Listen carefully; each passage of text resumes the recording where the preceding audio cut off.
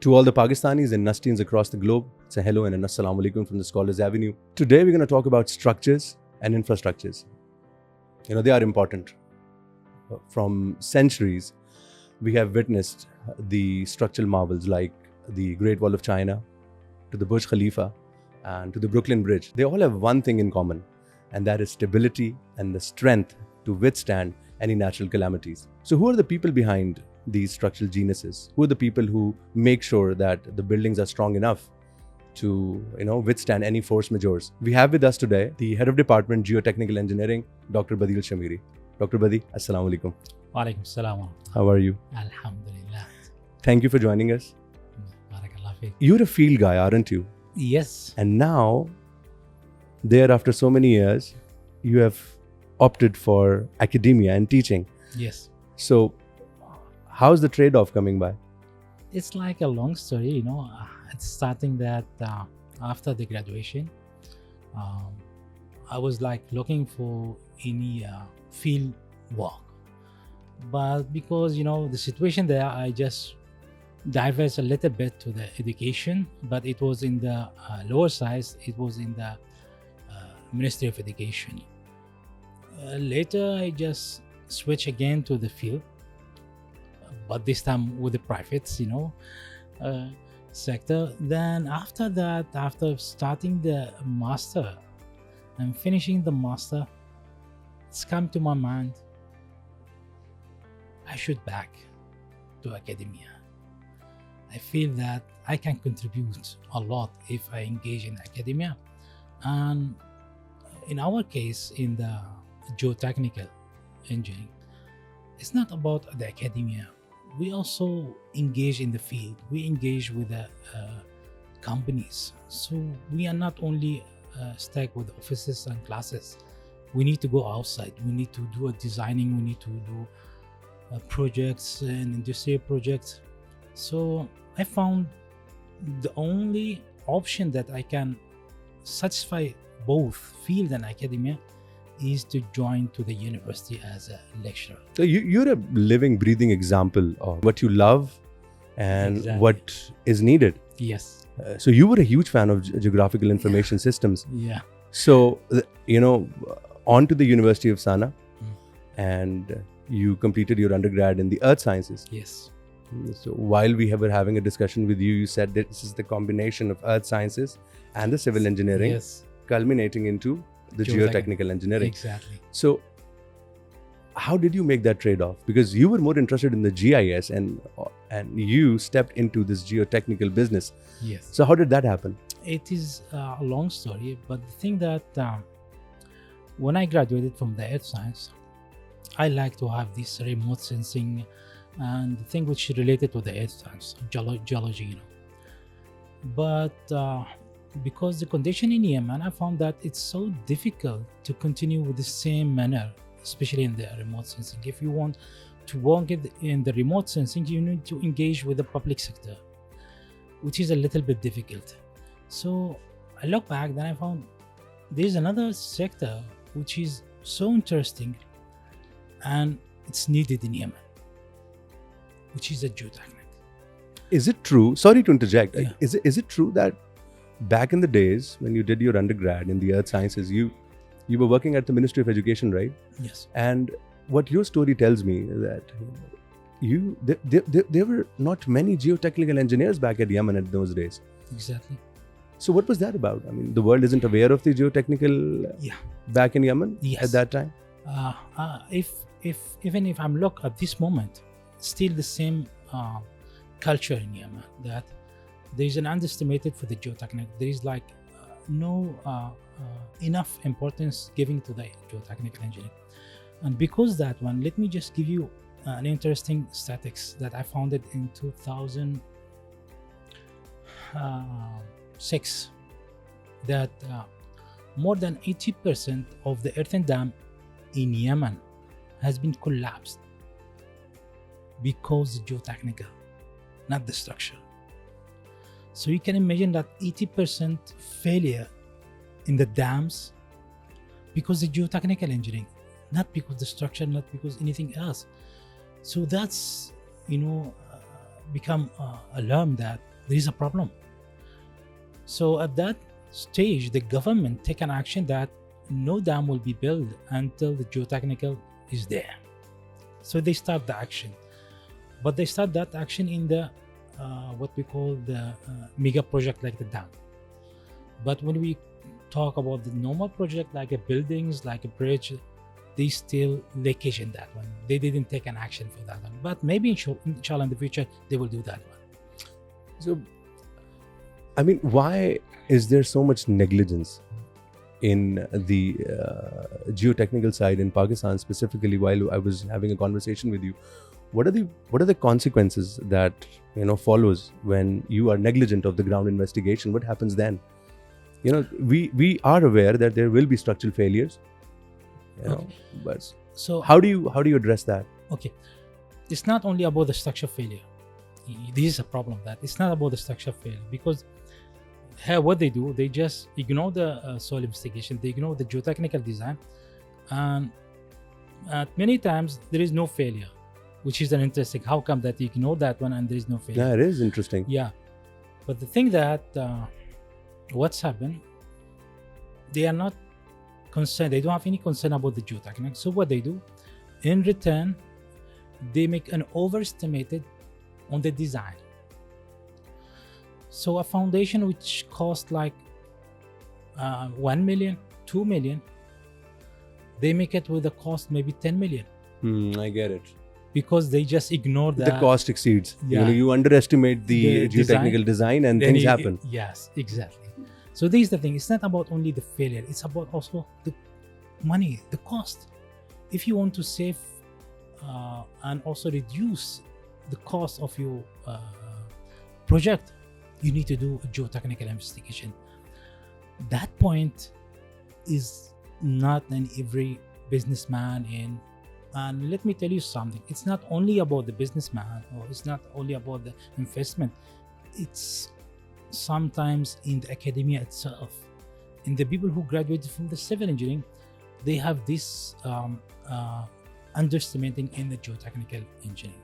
And because that one, they give a recommendation with a high cost to avoid any failure. So it's a failure.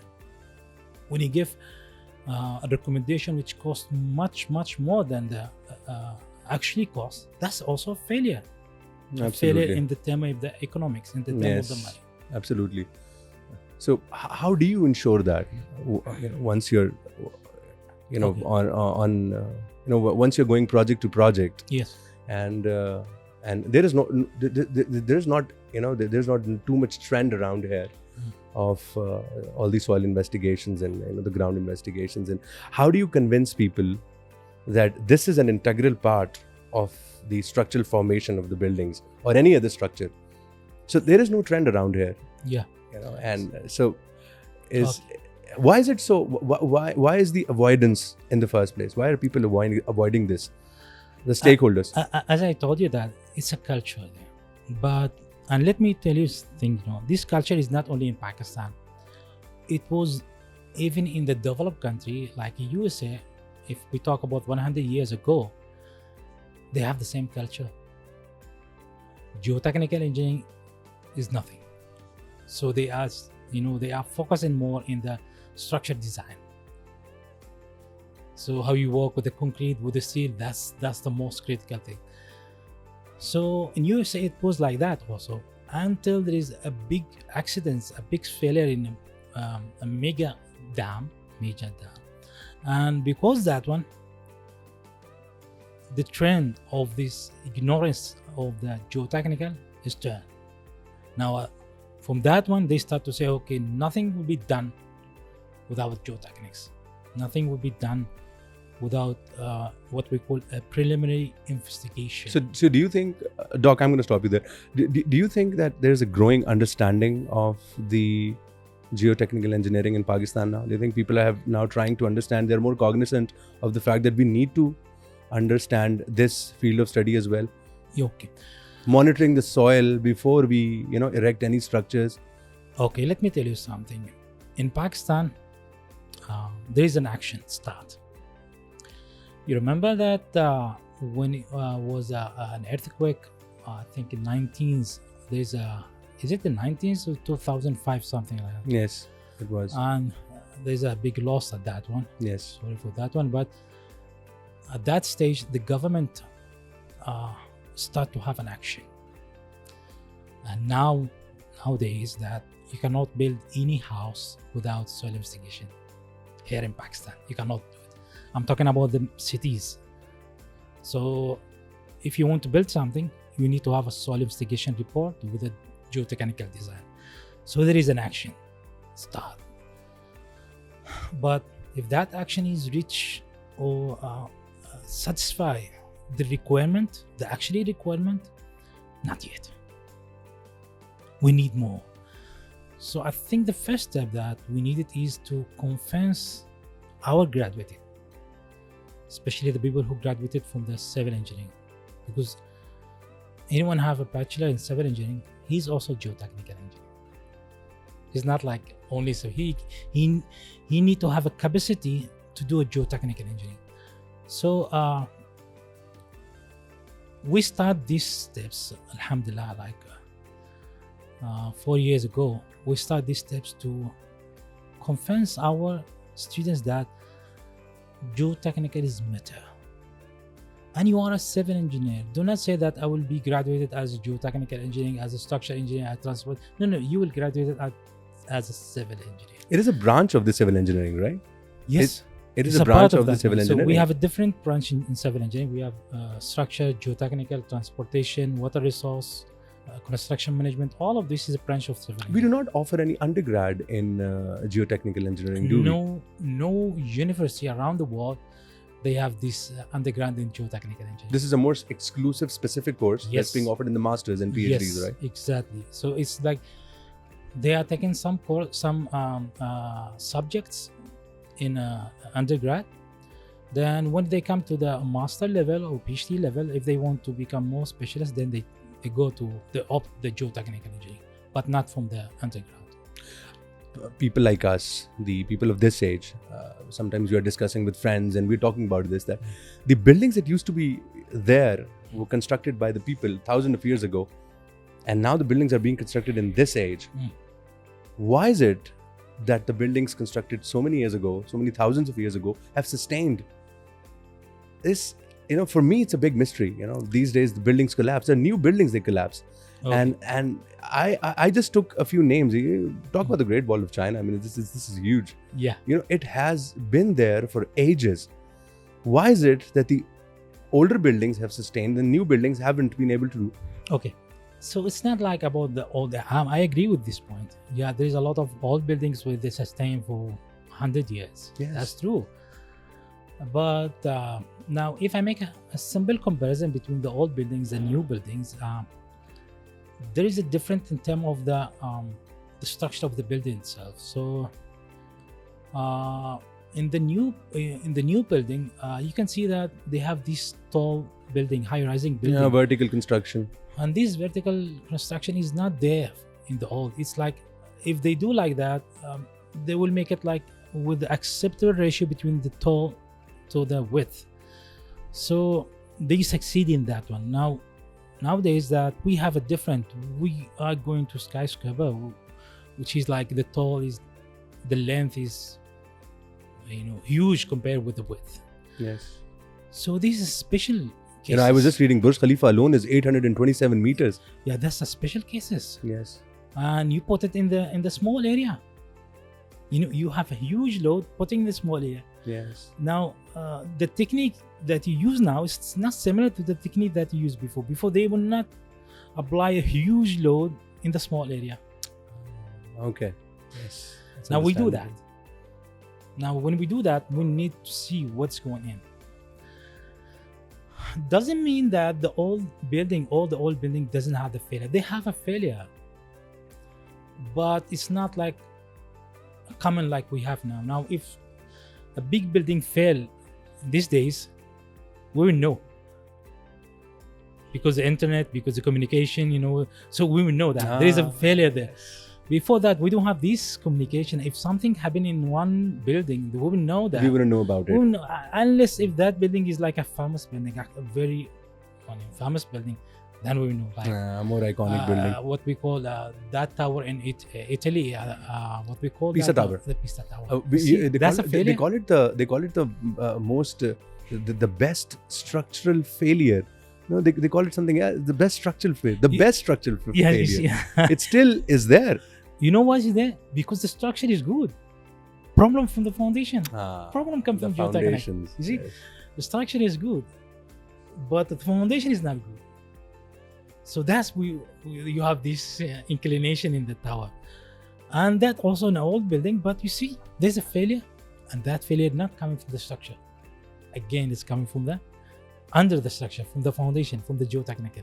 So what's the market for the geotechnical engineers out there? I'm only talking about Pakistan right now. Yes.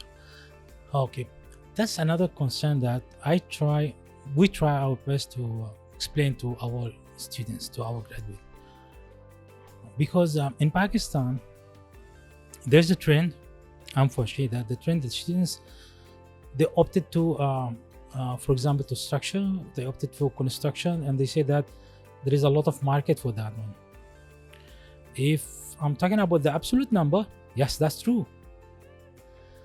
But if I'm talking about the relative numbers, I mean, I compare the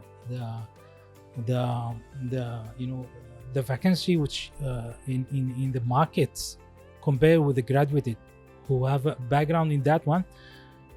There is a saturation in this trend. There's saturation in the structure, in construction, but there is a leakage in geotechnical. If I give you a simple calculation, which like an example, is yes.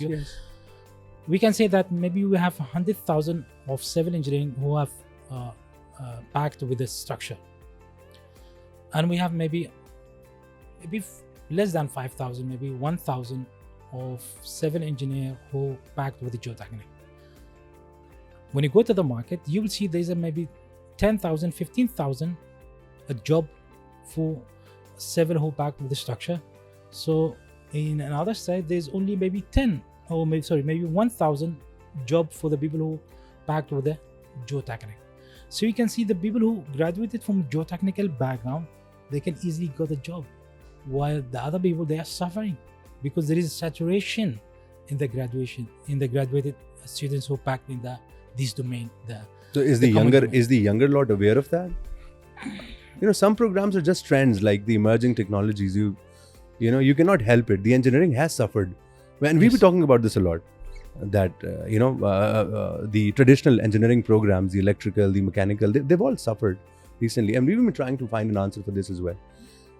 What happens, and how do you tell the younger generation out there? Okay. So first thing, do they even know this, that geotechnical is the end game? Unfortunately, that they don't know, and we spend a lot of effort to convince them that that's what's going in the market, especially in Pakistan. Now, if I go outside of Pakistan, if you have a background geotechnics, it's not like you will have a job. No, we will have a high salary job. But in Pakistan, if you pack with the geotechnical engineering, I'm talking about the undergraduate, you will have an extra chance to win any job which announced, because the company now, what they do, they announce for the job and they said, okay, we need one who can do a multitask. They do structure, they do transportation, they do a geotechnics. And if you come and you say, okay, I can do only one thing, they say, okay, we don't need you. There's another one who can compensate that one. So this was happening in the market. So we try to convince our graduates, our students, that please expand your background. Yes, because the way I see it, it's the most essential initiation. It's the most essential point. It's the beginning of where all the construction, all the development happens. I'm sure the development sector knows this. I mean, are they deliberately avoiding this? Because I've been asking questions over and over again. I'm very interested. I feel like, they are they're not proactive, they're reactive. The punishment comes after the crime, but they need to be prepared for it. Yeah. But, it becomes a liability later on. You are not prepared in the beginning. Things will be bad later on. You're not prepared. Yeah. And some building collapses, some bridge collapses, and then it's all on the geotechnical engineers. Exactly. That's what it is. Let me tell you like a small story. I have one project in Miri. That project regarding transmission tower Where was it exactly? in Miri. And Miri is near to Kashmir. Murray? Yeah, Miri. Yes, it's Murray. Not Miri, Mirpur, sorry. Mirpur. Mirpur. Ah, yes. Mirpur. Sorry for that one. It's okay. It's okay. In Mirpur, you know. So that tower, they want to reposition that tower. They need to raise that tower because there's a problem related to the water, and that water causes electrical. Again, what kind of a tower it was? It's a high transmission tower. It's a big tower. Telecommunications? No, this is related to electricity. You know. Okay. It's these projects be under supervision of WAPDA. ISCO, I think ISCO. ISCO. Yes. So near to this tower, there's a bridge, very long bridge.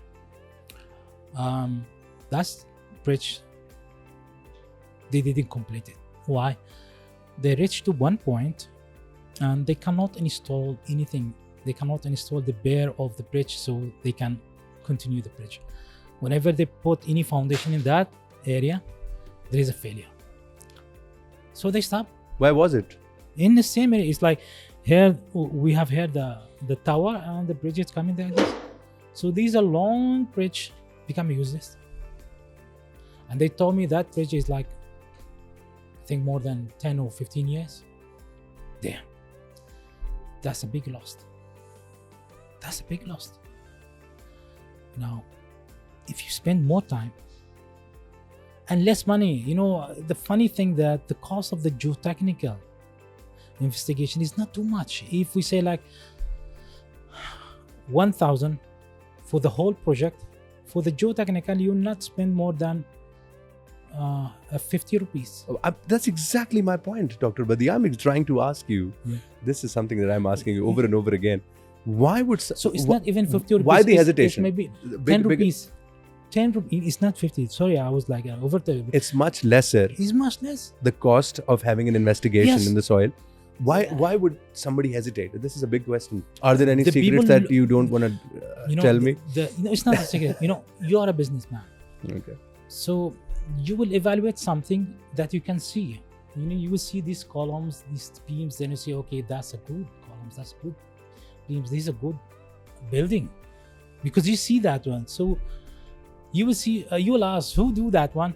This is done by the structures, by construction management. They say, okay, we'll spend more money in this one, and you will never ask about what is under the building because you cannot see it. So as a normal guy, as a businessman, as an investment,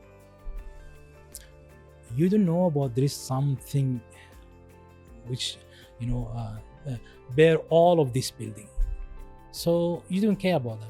You will spend more money in the visible thing. So this in terms of the people who's not aware about the structures. About so there is no lack of expertise and experience. There is just, you know, this is purely what? This is what kind of an avoidance is this? It's like expertise. We have an issue, especially in Pakistan. Now, if you go around in Pakistan, you will see that we have a lot of mega projects in Pakistan. Lots of construction happening. Yes, and this construction, whenever there is a work in that one, they call an expert from outside of Pakistan. Why? That's a question need to be answered. We have a people who is an expert, the Pakistanis, who usually left to outside of Pakistan and they become a flag. So we have an expert, but those experts, they cannot find what we call an opportunity to apply their experience there. So they just left. And the people, the young people who are coming, they found that the trend in Pakistan that they are underestimate geotechnics. Yes. So the first thing they say, okay, let's go and find another place. Now we're back to square one. I understand the whole thing. You were born in Taiz. Yes. And grew up in Sana. Yes. Were you thinking about pursuing the earth sciences? Did you have any thought in it, or you always wanted to become an engineer? What's that story? Yeah, okay. So at the beginning, when I engaged with the earth science, I was looking for the oil sector, because in Yemen we have a big oil sector. Lots of oil. And if you engage with the oil sector, you become a rich man. Yes. You see the thing, A good living. Yeah. Even though that I'm a good in mathematics, I really like mathematics. I was the top in the mathematics, but I say just there is an opportunity, and if I go to the oil, that will be a big chance. Same thing that I didn't get my chance to engage with the engineering, faculty of engineering, so I switched to an earth science.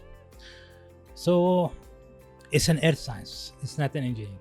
So that's. Is it close to geology? It's a geology. It's close to geology, right? Yes, it's geology, but we can say earth science is like a border. Okay.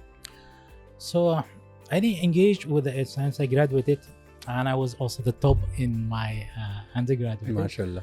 So I try my best to engage in the Ministry of Oil, because that was my, That was target. the goal. That was the goal. That's what target. Again, because situation in Yemen, I couldn't. So I diverse because I need to have a job. I cannot stay without a job. So I just diverse to the Ministry of Education. So I spent like maybe 6 years, more than 6 years, yes. Then I found myself, that's not my job. Even though that was a government job. Must be a very highly paid job for you. It's back not there. high, but it's like... It was a government job at the end of the day. There. Yes, it was pure stability. And the people, they are fighting for that one. Yes. I'm not sure about Pakistan, but I think in Pakistan the same. The people they are, they will be so happy if they engage with the government job. Absolutely, absolutely. No one would even think about quitting a government job. Exactly. So I found that that's not my area. That's not my area. No, but why? Why all of a sudden the change of mind, the change of plans?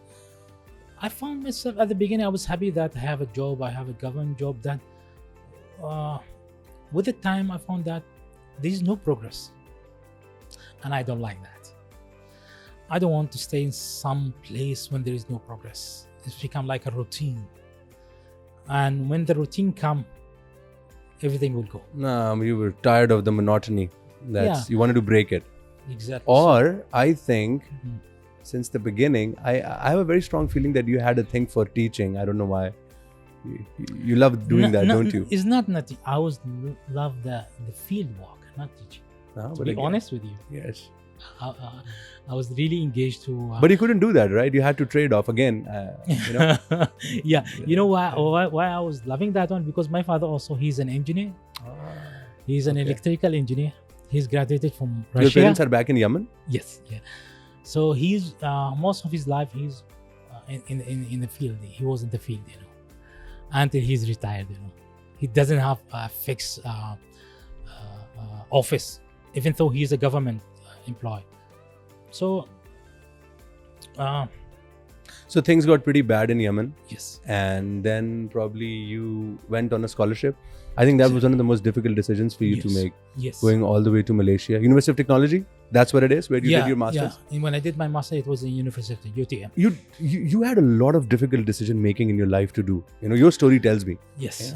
The other day we had a conversation, and I was, I was stunned that you made lots of sacrifices. Again, the thing you loved, you didn't pursue that. You pursue something else, and then while you're about to pursue your masters, there are like 3 or 4 options for you to pursue in your masters. And why settle for the geotechnical? That's the question. Yeah. So when I got my scholarship, then I went to Malaysia. Then I got these 3 options. First option to go to water resource, which is also close to my earth science. Yes, it is. Remote sensing. That's the one you love. Yeah, that's the one you absolutely love. I like it. I like it from when I was also an undergraduate. Yes. I like also the geophysics. I have also geophysics is they use some tools in the remote sensing as a part of that, and geotechnical. So I got the 3. I got 3 admission from different prestige university, which is the top like 300 something. Wow. So I said, then I say, okay, now I need to have my decision. and it will go. It's not like I do it now, then after 2 months I will there is nothing. So I'll think about the remote sensing, which is the first one. Then I thought, okay, if I did my remote sensing, then I return to Yemen, it will be difficult to have a job. You had that in mind. And then and I have a bad experience in that one. So Absolutely. I said, okay, that's out. And that's out. I say it now, that's out, but it was not easy. It was tough. Yeah, it wasn't. Then it came to the water resource. Yemen, there's a problem with the water resource. But the problem also in the water resource, we don't have a private sector who is handling the water resource. We have only the government. Now the same issue. Say, I cannot just do the same experience that I have before, the bad experience. Then out. Then I have a geotechnic. In Yemen, we have a problem with geotechnic. We don't have an expertise in geotechnics. We have, but they are so limited, really so limited. And there is a chance to work in two sectors, public and a private. So that was my decision. That's the way, that's the domain that I can do something. So I opted that one, geotechnics. And believe me, it was a so difficult decision. Switching from science to engineering. Absolutely. It's not an easy. It's not an easy, even until this moment, my friend, my colleagues, they keep asking me that, how did you manage to switch from science to engineering? That's exactly my question as well. That's difficult. It takes a lot of courage. Yeah, that's a difficult. And you switch in the master level, but I succeed. And you finally got the scholarship. Yeah, I got the scholarship, and I start my my master. Back at home, things were okay, or politically? It was okay. Things were okay back then. So it was okay, until 2011. At 2011, I finished my master. Then it was the time to return back to home, because I need now to work at You wanted to go back to home? Yes. I have no plan to stay outside. Even in my PhD, I have no plan to stay. Okay. I need to go back to home. I mean, why I'm studying outside, then stay outside. And then my country, you need me? Absolutely. Yes. So I returned to Yemen. Then at Yemen, the situation became so bad. When I returned to Yemen, somehow I got an opportunity in the Ministry of Oil. And it was a big achievement. Yeah, it was a dream realizing, a dream come true. And I was in the company, which is like a semi-government company. We call it as a Wycom. Wycom, right? Wycom, yes. And that company it was a big company. And it's so difficult to enter that company. But somehow I entered that company. So I started there from 2011. And during that one, I got another opportunity from the Ministry of Higher Education of Yemen to get a scholarship for the PhD, because I satisfy all the requirements for the PhD. So how did you plan that? Was it in your head that you're going to go for a doctoral degree? After I get my master? No, the question is that how did you plan to do your PhD? Was it in your head that you want to do your PhD? Before the master? No, while you were at the Wycom. How did you plan? Were you planning to pursue your PhD? Yes. Because if you're pursuing for a PhD, then there's no point of. I don't see a PhD working at an oil company. I see. No. You are right at that point. Yes. So at that point, my salary, my economic situation, it was really comfortable. You were pretty stable. Yeah, and having the scholarship at that time, I was hesitate. Even my family, they said, "Okay, no need to go.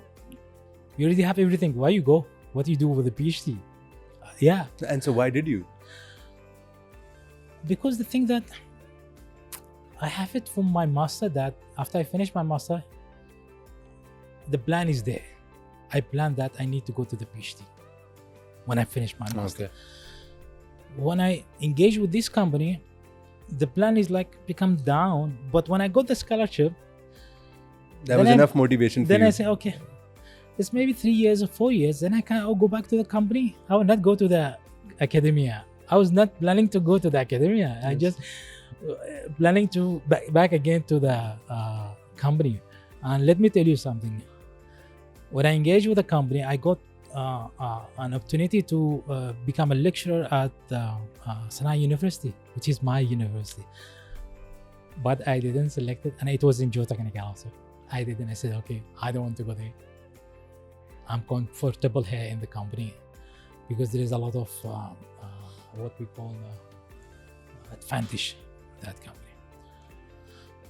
So I said, I have a decision of team, not my decision. I sat with my wife because she's my friend, she's my wife, she's everything for me. You must have had a very difficult time back at home. Yeah. Because I can see that your family must have been concerned that why? Yeah. I mean, we're having a great time here. Why should you go to Malaysia Yeah, for a yeah. PhD in the first place? Yeah. Because during the master, it was not like an easy. The experience in Malaysia during the master, it's not like an easy, how we say that, an easy life. It was a tough life because the scholarship that I got is barely I can survive with that one. So You know, the one thing I need to tell the audience as well. Yeah. The one thing that truly amazed me was during your masters, you not even once went back to Yemen. yes, 3 years. And when you completed it, then you flew back to Yemen. Yes. It was 3 years out of home. Do not go far away. I finished my PhD, then I switched to Pakistan. I spent more than 10 years outside of Yemen. But this time, not because I don't want to go. I want to go, but because situation in Yemen.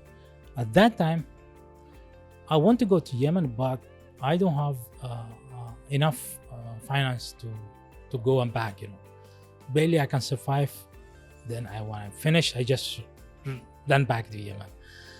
So this is the thing that sometimes you need to sacrifice to get your target. Absolutely. You'll be in tough time for the limited time. Later, this thing will be changed. So the one thing that your story tells me, perseverance personified, Dr. Badee. It was a really inspiring account. You had some very difficult decisions to make. Yeah. It's very tough. Yes. So now we understand this. Yeah. It's when there's a point in life when you Yeah. try to juggle the balls. That what are you going to do and what are you not going to do. This. So you're going to sacrifice a lot. So Yeah. on to the Tun Hassan for PhD. Uh-huh. So what happens there now? So in the PhD, I have another plan. It's not like the master. Now, my situation, my finance is different.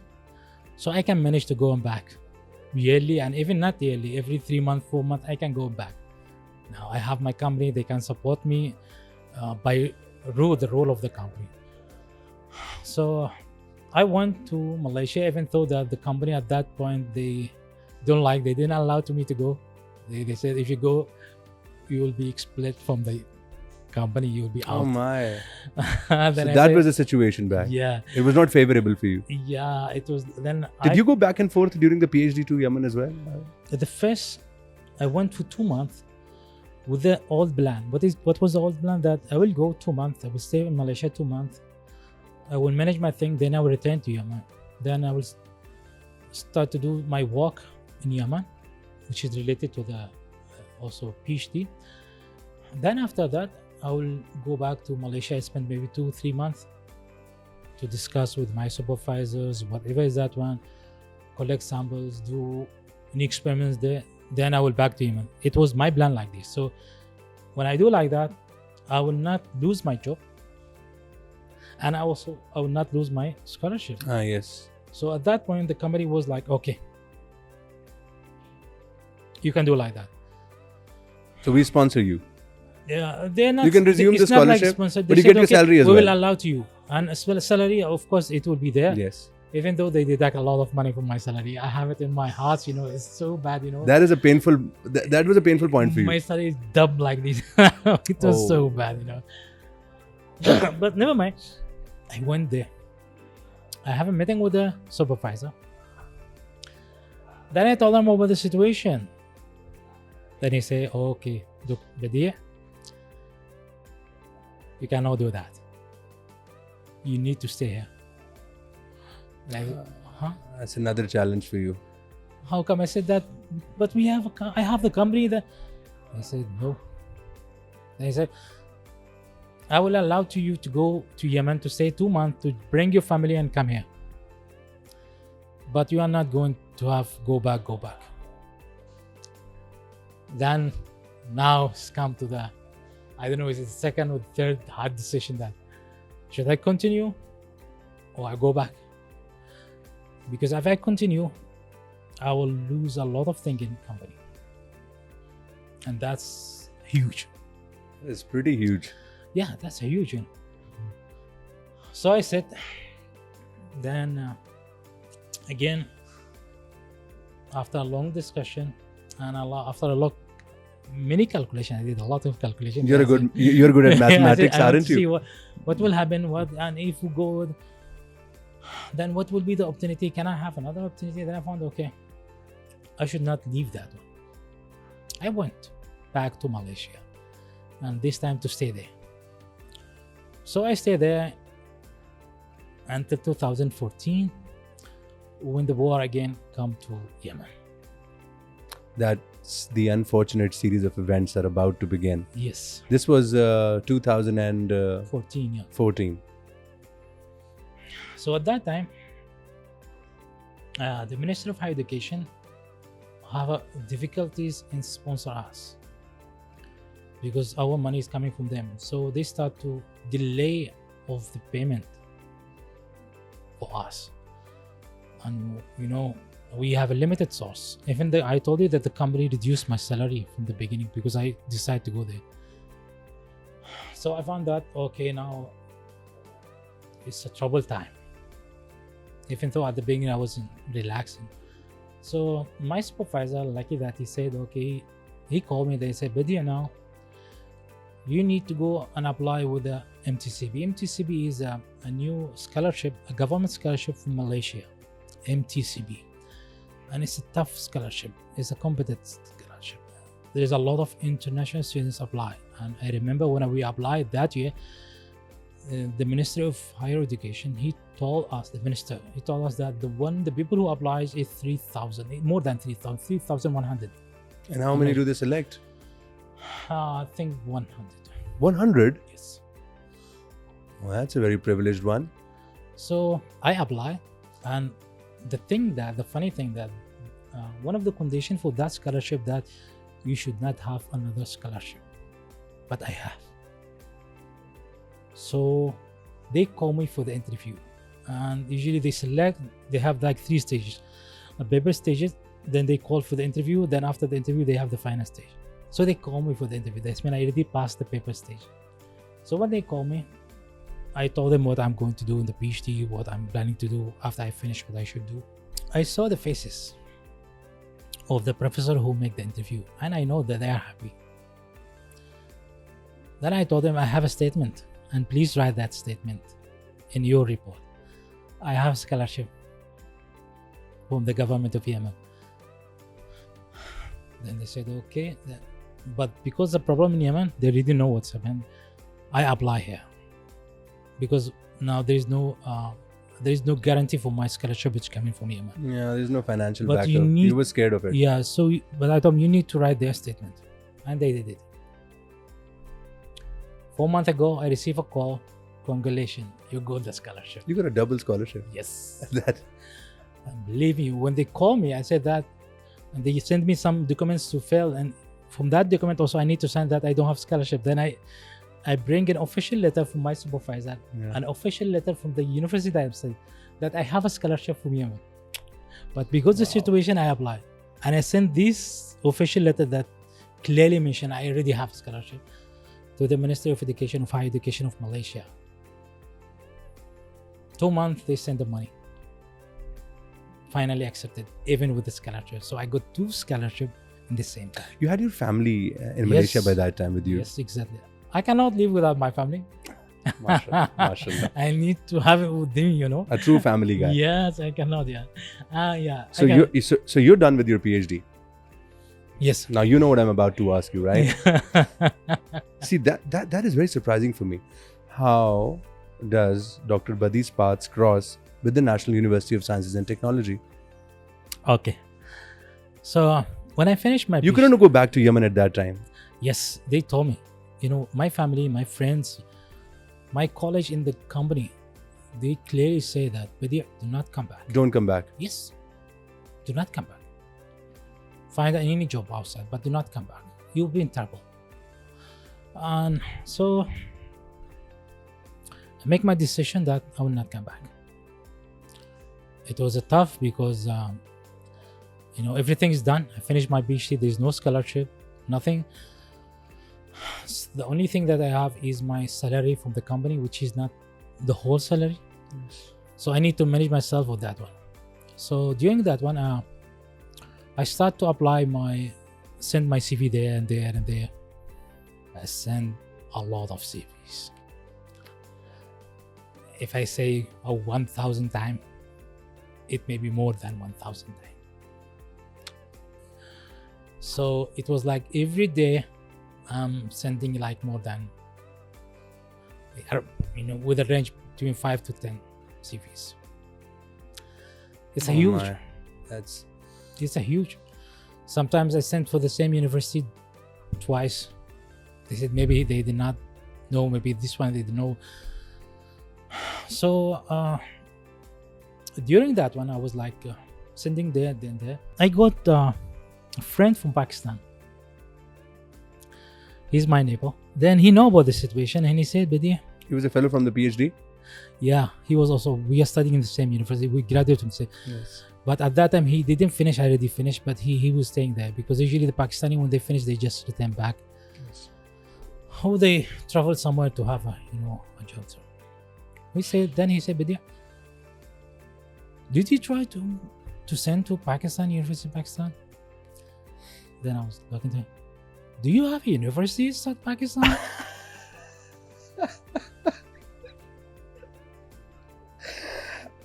I think this is going to be the end of the podcast now. Did you actually ask that? Do you have universities in Pakistan? I was like if you don't have any. My question is like, do you have a university that can accept people? What were you thinking of Pakistan at that time? I have almost nothing. Nothing. I know Pakistanis. I know Pakistan have a nuclear weapons. I know because that all the Arab countries they know that one. Absolutely. Yeah. I know that they have a tough relationship with India. We know that, but in details. Do you have universities in Pakistan? Yeah. I'm not going to forget that. 200, 300 plus universities in Pakistan, probably. And he was More like, than that. he was looking like, he's looking like, huh? Yes, there are. Then it was like, really nice with that one. So you started applying for Pakistani universities as well? I applied for 3 universities. One of them is NUST. And I applied to another university. I don't remember the name. It was a long time ago. I have a problem with the names. I need to fix that one. It's okay. So for that one, I received an email from the rector, the other university, not NUST. And he was like welcoming me. I said that we will try to put you in our staff. And it was like really encouraging for me. That this was 2017, right? When you applied? The pro-rector, I think. So it was, I think, the pro-rector of that university. He said that he will try to bring me to that university. Then also I sent to NUST. I didn't send to the HR. I sent to the HR and principal and also the rector and the pro-rector. I sent to this one because I don't know what is the progress, what is the the policy there. I received a call from the principal, from our principal, Dr. Tariq Mahmoud. He said that we will interview at that day. So I did the interview, and I did another interview with other university from Papua New Guinea. Oh. And in the same week, I received 2 offer letters. One from NUST and another one from Papua New Guinea. Okay. That was also, one of my big decision in my life, because either I go to the other side to near to Australia, or I go to near to Yemen, which is in Yes, Pakistan. yes, absolutely. They were paying you a lot more over there. Must be paying you a lot more. Yes, definitely. It's like maybe 3 times. So why what they opted pay. for NUST then? First, NUST is a prestige university. Is within the top 300 university. That's a matter. NUST have a master and PhD programs, which is critical for me, for my career, for improve my career. They have a lot of network, a lot of work. I saw the labs in NUST. Then it's a big opportunity for any researcher who want to progress. The other side, that university is so young university, even though it's You couldn't risk it. It was a very Yeah. young university, so you thought. so, and also the civility in that country is totally different from here in Pakistan. Let me tell you, sir, the culture in Pakistan is not so far from our culture. So I have a family. I need to ensure that not my career is good, but also my family should be comfortable. Absolutely, yes. Everyone would think like this. So these two balance are founded in NUST. So 2019, you arrived in NUST. Yes. And since then, you've been a part of this Yes. organization, this Exactly. university. Yes. Now you're the head of the department. Yeah. I've been promoted the first time at the end of 2019. Then at 2013, they renew my contract as an HOD again. So it should be like this year will be finished, inshallah. So, but the thing that,